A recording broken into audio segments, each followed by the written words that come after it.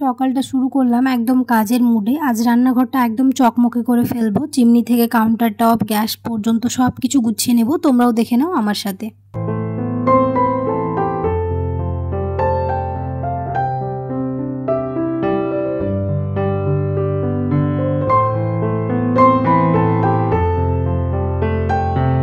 আসসালামু আলাইকুম, কেমন আছো তোমরা সবাই? নতুন একটি ব্লগে তোমাদের সবাইকে স্বাগত জানাই। আশা করছি তোমরা সবাই অনেক ভালো আছো। আলহামদুলিল্লাহ আমরাও অনেক ভালো আছি। তোমাদের সবার জন্য নিয়ে চলে এলাম আর একটা নতুন ব্লগ। প্রথমেই শুরু করেছি চিমনি পরিষ্কার দিয়ে। চিমনির ভেতরেটা মাসে একবার করে পরিষ্কার করে নেওয়া হয়, কিন্তু ভেতরের দিকটা যতই পরিষ্কার করে নেওয়া হোক না কেন, উপরের দিকটা সব সময় এরকম তেল চিটচিটে ভাব হয়ে যায়। তাই আজ ভাবলাম চিমনি থেকেই পরিষ্কারটা শুরু করি। তাই উপরের দিকে চিমনিটা একদম সুন্দরভাবে পরিষ্কার করে নিচ্ছি। তার জন্য একটা আমি লিকুইড নিয়েছি হচ্ছে হালকা উষ্ণ গরম পানি। তার মধ্যে বাসন মাজার লিকুইড যে ডিশওয়াশার হয় সেটা দিয়েছি, আর একটুখানি ভিনিগার দিয়ে খুব ভালো করে ওটা মিশিয়ে নিয়ে ওটা দিয়ে চিমনিটাকে পরিষ্কার করলাম, আর সাথে কাউন্টার টপটাও পরিষ্কার করব। তাই ভাবলাম উপরের দিকটা একটুখানি ঝুল হয়ে গেছিলো, তো ওটাই আগে ঝেড়ে নিচ্ছি। আমাদের বাড়িতে সাধারণত খুব একটা ঝুল হয় না, ওই একটুখানি দেখা দিলে এরকম ঝেড়ে নিই। কিন্তু এই কয়েকদিন থেকে দেখছি লাইটে এত পোকা আসছে, ছোটো ছোটো পোকাগুলো এত হয়েছে বাড়িতে, ওইগুলোই দেখছি একটুখানি ঝুলের মতো হয়ে গেছে। তাই ভাবলাম যে যখন ক্লিন করছি তো আগে প্রথমে ঝুলটাই ঝেড়ে নিই। তাই ঝুলটাকে ঝেড়ে আবারও চিমনিটা পরিষ্কার করতে লেগে পড়লাম। প্রথমে ওই লিকুইডটা দিয়ে ভালোভাবে মুছে নিচ্ছি, তারপর একটা শুকনো কাপড় দিয়ে খুব ভালোভাবে মুছে নিলে একেবারে পরিষ্কার হয়ে যাবে। আর যেহেতু রান্না করা হয়, রান্নার পাশে জানালাটাও একটুখানি তেল চিরচির ভাব বেশি হয়ে যায়। তাই ভাবলাম চিমনির সাথে সাথে ওটাকেও পরিষ্কার করে নিই। এভাবেই 2-3 দিন পর পর যদি আমরা এরকম লিকুইড বানিয়ে পরিষ্কার করে নিই, তাহলে রান্নাঘর এবং কাউন্টার টপ একদম সুন্দর ঝকঝকে থাকবে।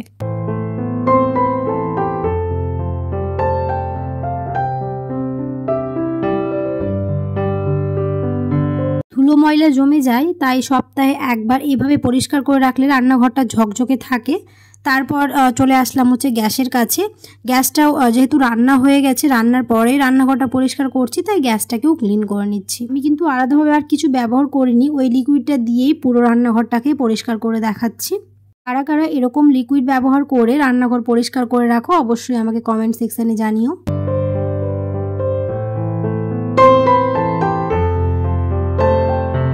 প্রতিদিনের মতো আবারও স্মৃতিচারণ করি, যারা এখনও আমার চ্যানেলটিকে সাবস্ক্রাইব করোনি অবশ্যই সাবস্ক্রাইব করে নিও, আর তার সাথে পাশে থাকা বেল আইকনটাকে প্রেস করতে একদমই ভুলো না, সময় মতো নোটিফিকেশান পাওয়ার জন্য। আর যারা অলরেডি এই কাজটি করে রেখেছো তাদেরকে অসংখ্য ধন্যবাদ। আর যারা ভিডিওটা ক্লিক করে দেখতে শুরু করেছে অবশ্যই লাইক দিয়ে ভিডিওটা কন্টিনিউ করো।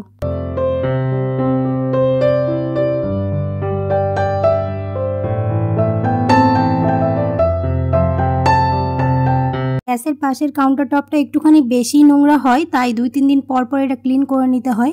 প্রতিদিন তো সম্ভব নয় পুরো রান্নাঘরটাকে সব কিছু নামিয়ে ডিপ ক্লিন করে নেওয়া, তাই সপ্তাহে একবার করে ডিপ ক্লিন করতে হবে। কিন্তু এই কাউন্টার টপগুলো প্রায় ডেলি প্রতিদিন পরিষ্কার করে রাখার চেষ্টা করতে হবে, এতে রান্নাঘর সুন্দর চকচকে থাকবে। দিনের শুরুটা যদি রান্নাঘর গুছিয়ে করা যায়, সারাদিনের কাজটাই সহজ লাগে। ভোরের আলোয় রান্নাঘরটা ঝকঝকে দেখলে মনে হয় আজকের দিনটাও নিশ্চয়ই ভালো যাবে। রান্নাঘর শুধু একটা ঘর নয়, এটা ঘরের প্রাণ, তাই ওটাই আগে গুছিয়ে নিতে হয়। এই কাউন্টার টপটা মুছে নিলেই যেন মনটাও পরিষ্কার হয়ে যায়। যতবার রান্নাঘর পরিষ্কার করি ততবার মনে হয় পরিষ্কার ঘর মানে শান্ত মন। তেল ময়লা জমে থাকলে ঘর ভারী লাগে, কিন্তু মুছে ফেললেই হালকা লাগে। প্রতিদিন একটু একটু করে গুছিয়ে রাখলে বড় ময়লা জমেই না। এইটুকুই অভ্যাস, আর এইটুকু অভ্যাস আমার মনে হয় প্রত্যেকটা মেয়েকেই করা উচিত।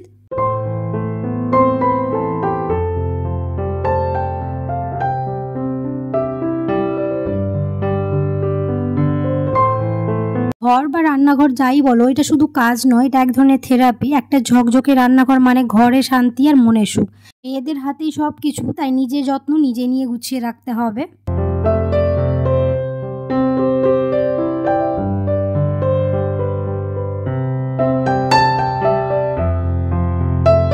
রান্না শেষ মানেই কাজ শেষ না, আসল কাজ তখনই শুরু। গ্যাস, টেবিল, চারপাশ সব পরিষ্কার করা। রান্নাঘরটা পরিষ্কার রাখলে পরের দিন সকালে কাজ শুরু করাটাও সহজ হয়ে যায়। প্রতিটা দাগ মুছে গেলে মনে হয় ঘরের ক্লান্তিটাও ধুয়ে গেল। আর আমার মনে হয় ঘর, রান্নাঘর এগুলো পরিষ্কার করে দেখবে, যেদিন এইগুলো পরিষ্কার করে নিই সেদিন মনটা খুবই ফুরফুরে থাকে আর অনেকটা রিল্যাক্সেশনও মনে হয়। তাই চেষ্টা করি ঘর, রান্নাঘর সবসময় পরিষ্কার করে নিতে। রান্নার আগেও কতবার যেরকম রান্নাঘরটাকে পরিষ্কার করে নিই, আমার রান্নার পরে তো পরিষ্কার করতেই হবে। বিশেষ করে আমার ক্ষেত্রে এরকম হয়, রান্নাঘরে যদি ছোটোখাটো কাজ করি তারপরেও আমি ওই জায়গাটাকে ভালো করে মুছে দিই, কারণ রান্নাঘর পরিষ্কার থাকলে আমার মনটা খুবই ভালো থাকে। আমার মনে হয় প্রত্যেকটা মেয়ে এরকম করে থাকে যে রান্নাঘরে কিছু একটা ছোটো মোটো কাজ করার পরেও রান্নাঘরটা সাথে সাথেই পরিষ্কার করে নিই। আর সিঙ্কে বাসন জমা করতে আমার একদমই ভালো লাগে না। একটুখানি বাসন হলে, কয়েকটা বাসন হওয়ার পরেই আমি সাথে সাথেই মেজে নিই এবং সুন্দর করে সেই জায়গাটাকেও পরিষ্কার করে দিই। এতে আমার রান্নাঘর খুব নোংরা হয় না, তাই বেশিক্ষণ সময়ও লাগে না রান্নাঘর পরিষ্কার করতে। আর যদি এরকম আলসেমি করে রেখে দিই 2-3 দিন পর পর যদি রান্নাঘর পরিষ্কার না করি, এতে কি একবারে পরিষ্কার করার সময় মাথাটা খারাপ হয়ে যায়।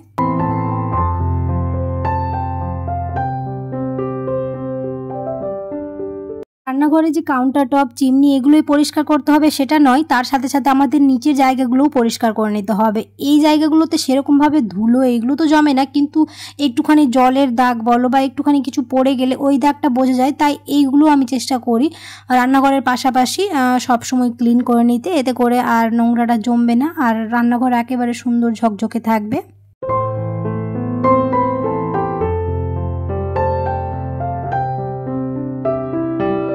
আজকে রান্নাঘরটা একদম চকমকে করে ফেললাম। এখন মনে হচ্ছে ঘরটা যেন হাসছে। দিনের শেষে পরিষ্কার ঘরে বসে 1 কাপ চা, এটাই আমার শান্তি।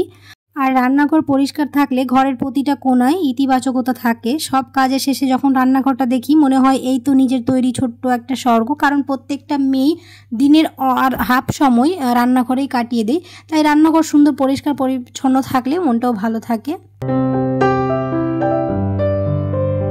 রান্নাঘর পরিষ্কার করার পরে আজ সকালে ডিম কিনে আনা হয়েছিল, তো ভাবলাম ডিমগুলো ধুয়ে রেখে দিই। ডিমগুলো ধুয়ে রাখারই চেষ্টা করি, কারণ ডিমের মধ্যে অনেক নোংরা ময়লা লেগে থাকে। তাই ডিমগুলো ধুয়ে রাখলে কি রান্না করার সময় কোনো ঝামেলা থাকে না। ডিম সেদ্ধ আমরা এগ বয়লারেই করি, সেরকমভাবে না ধুলেও চলে, কিন্তু মাঝে মাঝে দেখা যায় ভাতের মধ্যে অনেকে ডিম সেদ্ধ করে থাকে, অনেক সময় আর অন্য কিছুভাবে ডিম সেদ্ধ করে থাকে। তো এরকম করে ডিমগুলো ধুয়ে নেওয়াই ভালো, কারণ এতে অনেক নোংরা ময়লা জমে থাকে, এটাও পরিষ্কার হয়ে যায়।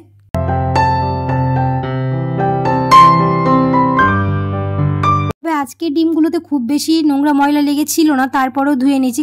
কোনো দিন এমন হয় যে এত নোংরা ময়লা জমে থাকে কি বলবো, তার জন্য চেষ্টা করি আনার সাথে সাথে এরকম ক্লিন করে রেখে দিতে।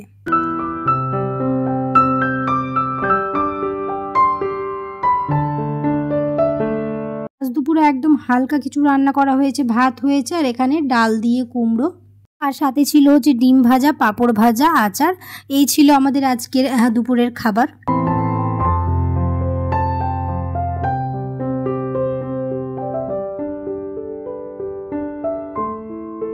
দিনের শুরুটা এমনভাবে গুছিয়ে ফেললে সারাদিন মনটা শান্ত থাকে। তোমরাও বলো তো তোমরা কবে চিমনি পরিষ্কার করেছো, অবশ্যই আমাকে কমেন্টে জানিও। আর কীভাবে পরিষ্কার করে থাকো সেটাও আমাকে জানাতে ভুলো না। প্রতিদিনই আমরা সকাল থেকে সন্ধ্যে পর্যন্ত যাই কিছু করি না কেন, তার সাথে সাথে আমাদের গাছপালা এগুলোরও যত্ন নেওয়া উচিত, যেহেতু দিন শেষে ওরাও বেঁচে থাকার একটা আশা খোঁজে। তাই সন্ধ্যেবেলার দিকে চলে এসেছি হচ্ছে গাছে জল দিতে।